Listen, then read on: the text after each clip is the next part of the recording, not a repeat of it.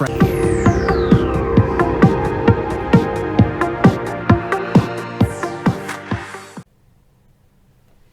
Hello and welcome back to another episode of Ticker Talks, and together with Polaron Language Services we are looking to use language to connect communities.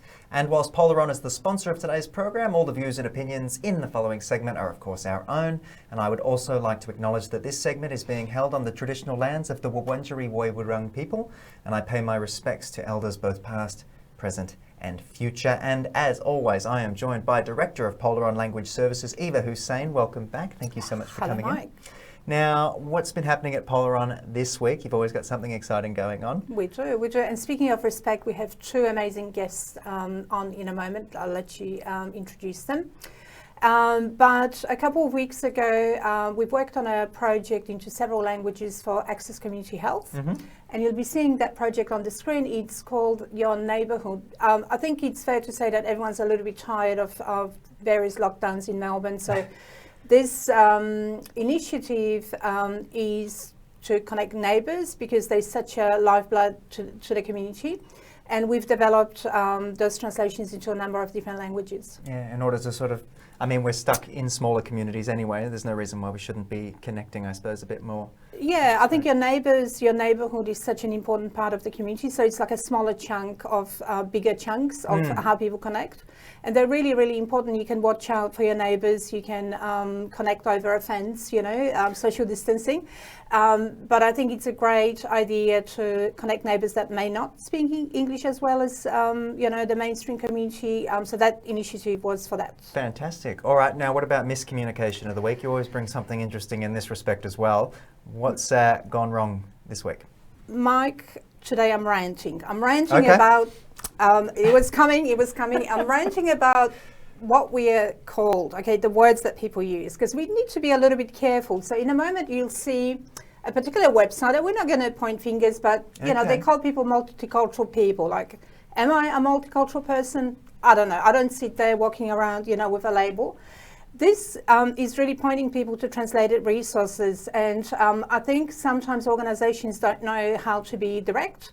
So rather than multicultural people, they should put something like translated resources, translations, whatever it is, but not that. It annoys me. That's my rant for today. That's your rant. You're going to reel it in. That was quite put together. I'll give you that. But I'm pretty angry. Okay, maybe. Can you tell? No. Well, let's move on to today's topic, and we'll talk to our guests as well. Guys, currently New South Wales is experiencing its highest number of coronavirus cases, unfortunately, as the second most multicultural state in Australia, with over 27% of its population born overseas. Many diverse communities are facing specific challenges due to this ongoing pandemic. So, how are multicultural communities being best supported in New South Wales? We're joined by two diversity, inclusion and communication experts to discuss. Jesusa Helaratne is the Deputy Director at New South Wales Multicultural Health Communication Services. And Jesusa has over a decade's experience running major multicultural health media campaigns, and has also worked as an award-winning broadcast journalist. Very exciting there. And Turkan Aksoy is a diversity inclusion specialist and leads the Welcoming Cities initiative in New South Wales by supporting local governments and communities in social, cultural, economic and civic participation to thrive. So I'd like to welcome both of them to the show. Thank you so much. Thank you so much. Jesusa, I'll start with you. You've worked for some pretty fast-paced settings, including CNN, SBS for the past 15 years or so. What have you been working on in New South Wales in terms of the government's multicultural communication services right now? Of course, the situation seems pretty dire. Yes, thank you, Mike, and thank you, Eva. It's nice to see you. And Turkan, it's a pleasure always to see you.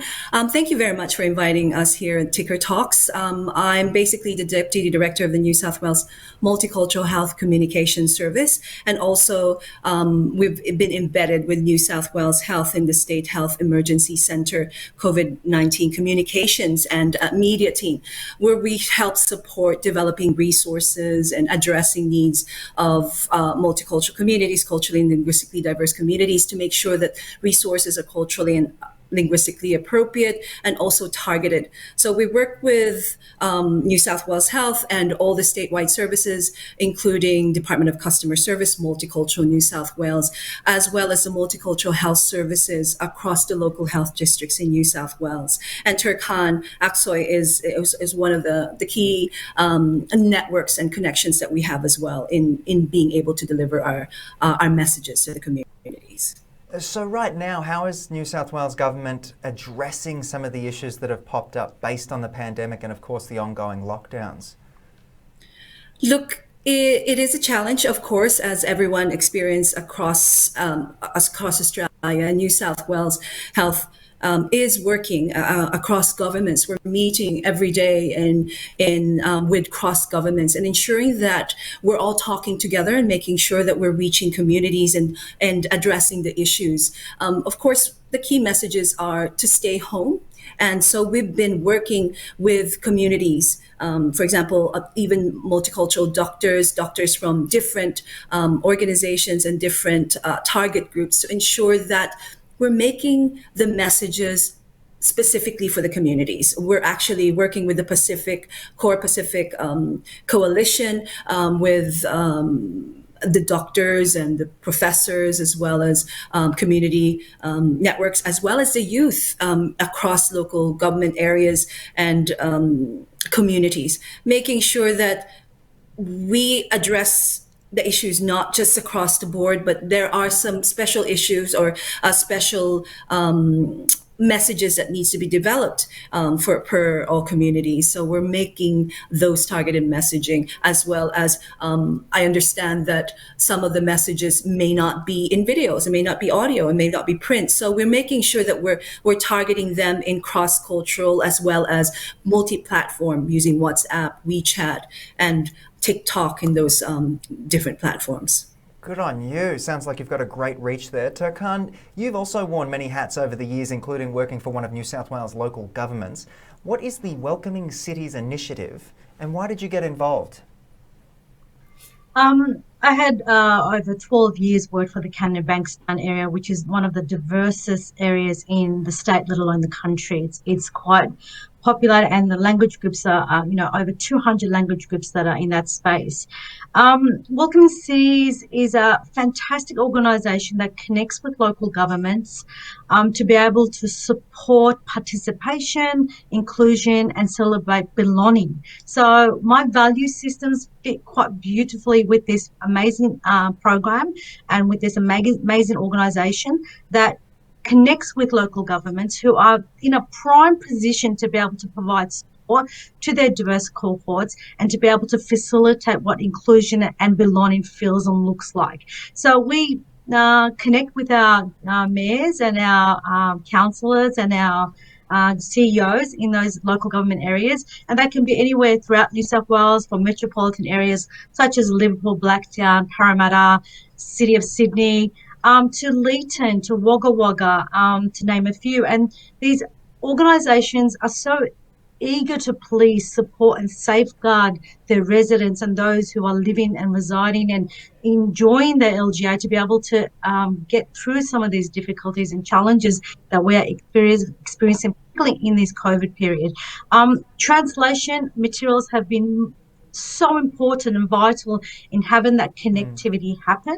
But I'm also quite aware that digital literacy and digital access also plays a part in how we connect and how we look at looking at innovative ways to be able to make sure that communication hits home, hits the ground, and make sure that people are taking in that information. Yeah, taking action, not just ticking that box. So Jesusa, what are some of the most effective initiatives you've seen or been involved in that have made a real difference to multicultural communities, especially during this strange time? I think the most important thing is always having direct engagement with the community leaders, the religious leaders, to share information through their networks. One of our biggest focus right now is, of course, encouraging people to get vaccinated. So we've reached these cohorts, these really important networks in building videos, audios, outreach work across the local health districts in New South Wales, where we ensure that there are bilingual support workers and staff of COVID testing and vaccination clinics. Of course, like Turkan said, there's translated resources, but not just translated resources, making sure that we're applying health literacy in that and making sure that they're in plain English from the very beginning and then getting them translated appropriately. And of course, we have online videos and increased presence in multicultural community, radio, print, and online channels. But as you know, what we've started in Sydney, in New South Wales, of course, is with the partnership that the government has partnered with SBS, where there's languages that are in the press conference that are simultaneous interpreting is applied, and there's going to be 4 more languages that's going to be added to that. And also we've started the COVID-19 New South Wales Health Key Points, where the basic points of the day is translated in several languages in English, and they're in JPEG and PDF, and they're on the New South Wales Multicultural Health Service website. And that way that is sent out on the day, and then people can download that, share that through WhatsApp, have them on their social media platforms. And we've seen that the multicultural media have been using that. Once it's out, they post that on their social media platforms as well. And also we have every week a multicultural media online conference where we have Minister for Health Brad Hazard, Minister for Multiculturalism Natalie Ward, and Chief Health Officer Dr. Kerry Chant, or the Deputy Chief Health Officer Dr. Marianne Gale, who is there to provide updates to multicultural media and also ask the questions. And I think that's been really effective. And we want to thank the multicultural media for going on this journey with us.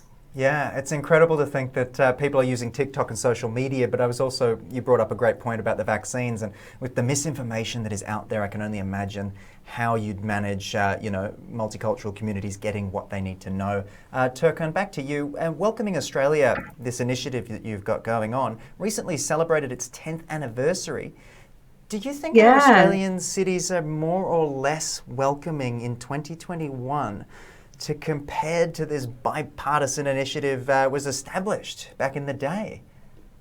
Well, we've just signed on our 65th council, who are basically saying that we want to be inclusive.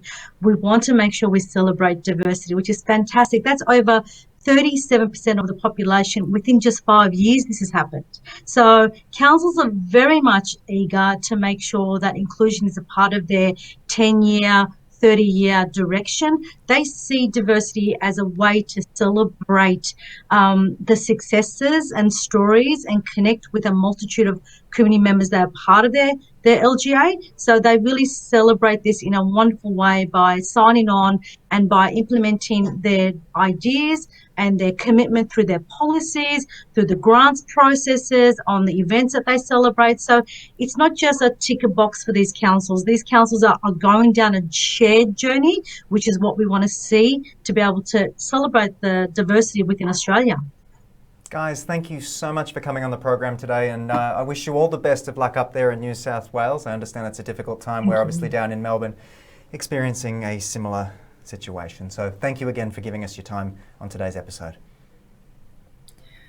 Thank you so much. No worries. All right, Eva.